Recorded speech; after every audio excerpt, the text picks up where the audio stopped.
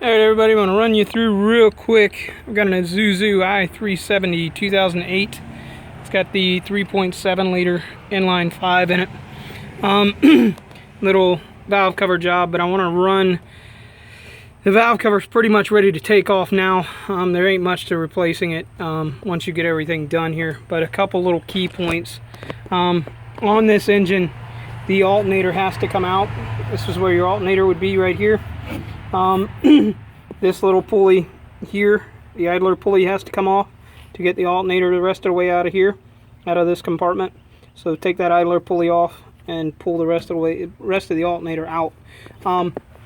Recommended while you're in here, that's your thermostat housing right there.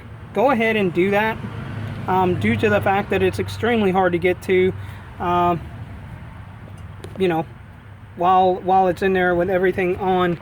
But the intake here is completely taken out already. I'll run you through that real quick here in a minute, how to get that out. But first off, the starting process here is getting this wiring harness broke loose. There's some little tabs in here that you have to turn. I basically break these off. Be careful, because they will shatter and shoot you in the eyeball, so wear safety glasses. But there's a special way to turn them to get them out of here, but I don't really care, because what I use is little self-tapping screws to go back down in here. I'll clean those out and get some little screws that'll basically thread themselves in with a little washer on top and hold this back in. But getting this loose is your first step. Secondly, you're going to get that fan shroud and your belt loose and the idler pulley out. Fan shroud, you got to use a specialty tool. Generally, you're going to use a 36-inch or 1 7/16 little flat spinner wrench. You got to get these. Like I said, it's a specialty tool. I got mine from AutoZone. You can see here it's Autocraft. And then you're going to use a tool like this to hold on top of the bolts. You're going to spin the nut with that on the fan. You're going to hold the bolts on the opposite side with this little wrench piece here. Let me go over here and show you that. Put the intake here. Alright. So this is the nut. Like I said, it's either a 36 or an 1 7/16. There's a fan shroud housing. You're going to take all that out. Take your battery out. Take your battery box out. There's the alternator. The idler pulley. You're going to take the upper radiator hose loose. The plenum, the air filter. That's the upper cover for that wiring harness, basically to pop those loose. And I'll be putting a, like I said, I'll be putting a little self-tapping screw back in there. That's the resonating chamber right there, and then the upper shroud and the lower shroud there. Next, you're going to be breaking loose all the bolts on that intake. That's extremely hard. The first two are going to be right down here behind the alternator. You've got a total of 1, 2, 3, 4, 5, 6, 7, 8, 9.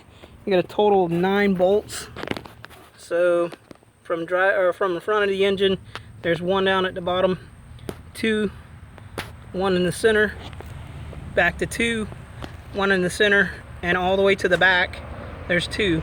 That top one there is extremely hard to get to. You have to basically go into the wheel well, take your tire off, and then go up through here underneath the steering linkage, and you can see the hole way back there. It's hard. You got to get around the actual box itself with a couple extensions and a swivel. Now, like I said, your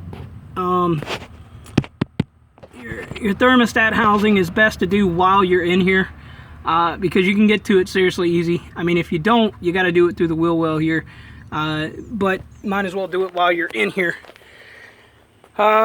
Next thing, gonna make sure your fuel lines are loose. You've got a lot of connections down here.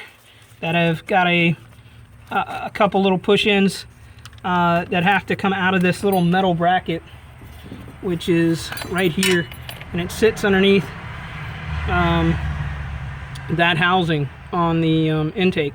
So you gotta break all those little connections loose. They're down here underneath. So you're gonna have 1, 2, 3, 4, 5, and then 1, 2, 3 bolts that hold it on.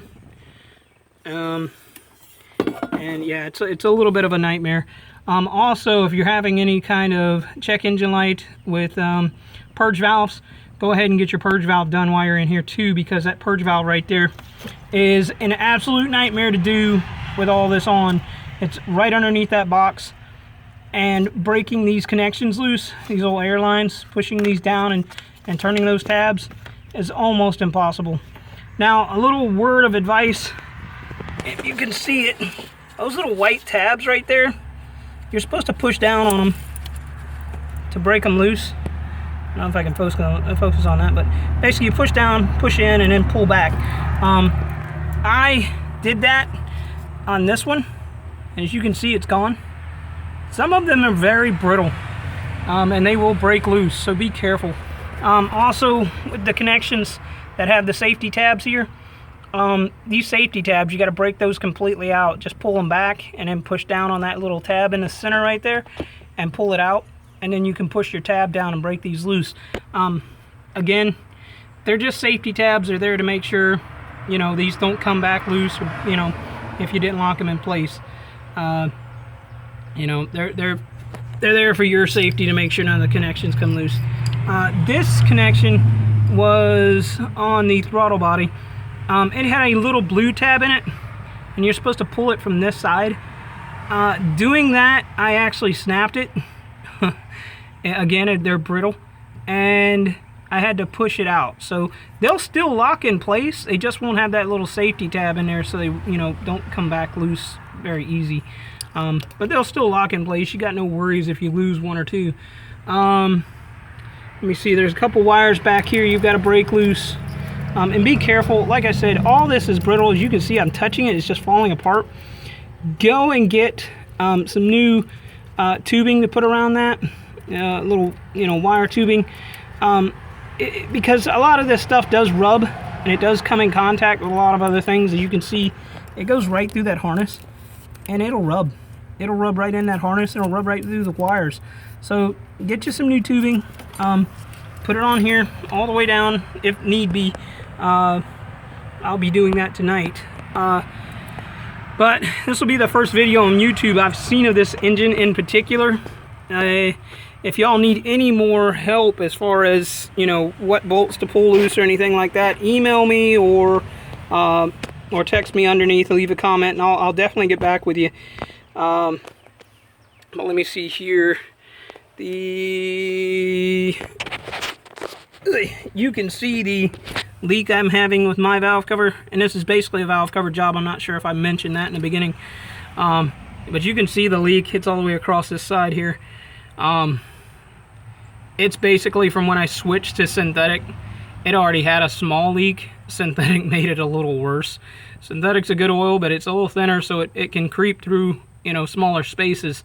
And let me see. Yeah, this one, O2 sensors and such have a little blue tab on them, to where you have to pop out that little blue tab so that they don't come back loose. So you're going to pop loose all these wires and get them out of the way. Break all of them loose that you can. There's a good ground down here that you need to break loose too. If you're having any grounding issues on these engines, this is a good place to look. There's also a ground underneath your battery box right there. That's a good place to look. There's a lot of grounds on this engine that generally get corroded and go bad. And there's a large fuse here. A lot of people don't know about it, but it's on the power side of the battery. Basically, if you're having any starting issues, it's good to check that fuse too. That'll definitely allow no start condition. That starter is extremely hard to get out of here with that bolt on it. But let's see what else in here. I can't think of anything else. Fuel lines are pretty easy to get loose. The oil dipstick, all you need to do is break this bolt loose right there that's on the side of this. You're going to break the little tab that's inside out of here. Let me see if I can get my finger down there. But that little tab that's back here that plugs into the back of this, you're going to break those loose from each other, and all you have to do is rotate your oil dipstick back. It'll rotate. It doesn't have but one bolt holding it. You don't have to pull it out or anything. And then these tabs on the back of these, 1, 2, have to be broke loose out of that little metal plate. They're a little difficult to get to at first, but once you get them out, they're free. Again, all those wires down there have tabs that you have to break out right here, down there. You got to get all that out of the way. Let me see, is there anything else I'm forgetting? Oh yeah, online, out of the store, I got the valve cover kit priced at, just for the valve cover kit, at $81. I went online, I got the entire head gasket kit.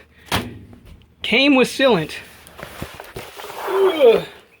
And that's the entire kit. Grommets, head gasket, intake, exhaust, valve guide seals, exhaust, donut. You got everything. Grommets, all. I got it for 71 bucks. So, guys, go online. You might find a better price, especially if you got a small leak like this. It helps.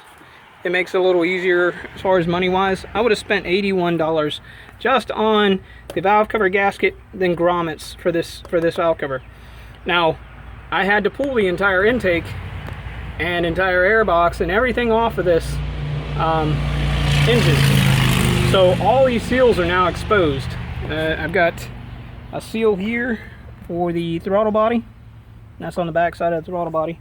And then I got seals here all the way across. So right there you got seals you can replace. As you can see, there's a little bit of oil on there on that valve cover, and that can contaminate those seals, make them swell and go bad. And I did have a lot of contamination up in here. I'm wondering if oil was getting inside the intake there somehow from maybe one of the breathers. But yeah, the belt has to come off, the entire fan, shroud, that pulley, alternator. Again, best to do that thermostat housing while you're in here. Any wires that are all this stuff that's corroded and breaking loose, go ahead and replace it. It's best to have it so it doesn't rub through, because these wires are underneath that box, and if they go bad or rub through, you're screwed. You got to take all this back loose again. So be safe, be conscious while you're under here. Do it the right way the first time. Don't go doing it 3 and 4 times.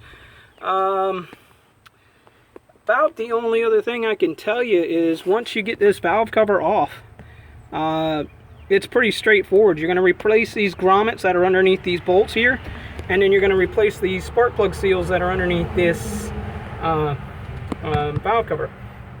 And then you're going to, of course, replace the valve cover itself that's underneath the entire lining of this valve cover. Now, with there was something else in here I needed to show you while I had it apart. But daggum, as you can see, the engine here, I don't know what all y'all will need pictures of, but again, I had to, the easiest way I found was to go up under here to get to all of these bolts. As you can see, most of them are clear even by my camera standards, and that's hard to say even though I had to use swivels. But I mean, I can get to most of them through here. I only had to do 2 up top, and that was the first 2. The rest of them, it was through the wheel well. So it was all pretty simple as far as getting that out, except for the fact that you had all these wires that had to come loose down here, just break loose from that piece of metal. What can I tell you from here? Just clean it up as best you can and go in reverse. I mean, there's not much more to it from that. it has taken me just about an hour to get this far. Maybe, yeah, about an hour. I think it calls for 3.5 hours to do this job, somewhere around there. So if y'all got any questions, or if you need to know anything, let me turn it around here. Any questions or need to know anything, let me know. Again, I do this typically as a living. I don't have a whole lot of bills, but I tend to make do with what I've got. So, and again, I work with what works. I don't go through here and use, you know, the most expensive tools or the least expensive tools. I work with what works. Again, if y'all need anything answered, I'm here. I think this is one of the videos that I was talking about, to where on my last video, to where I haven't seen one of these on YouTube. I've seen other Chevy engines on YouTube that they're breaking down, but they're different engines. I think they're like the 4.0s or the inline 6s or something to that extent. So hit me up, let me know what y'all need to see or what y'all want to see, and I'll get back with you as fast as I can. But I guess that's it, guys. I don't have anything else to show you except for maybe putting it back together, but it's pretty straightforward from here. I mean, there ain't nothing else you really can see. That's it. Alright, guys, take it easy. Do what you can to help everyone out every day. And in fact, what my old lady used to tell me was, do a good deed a day and help somebody out. It turns around and makes this world a better place, and makes you a better person. Alright, guys, love you, take care.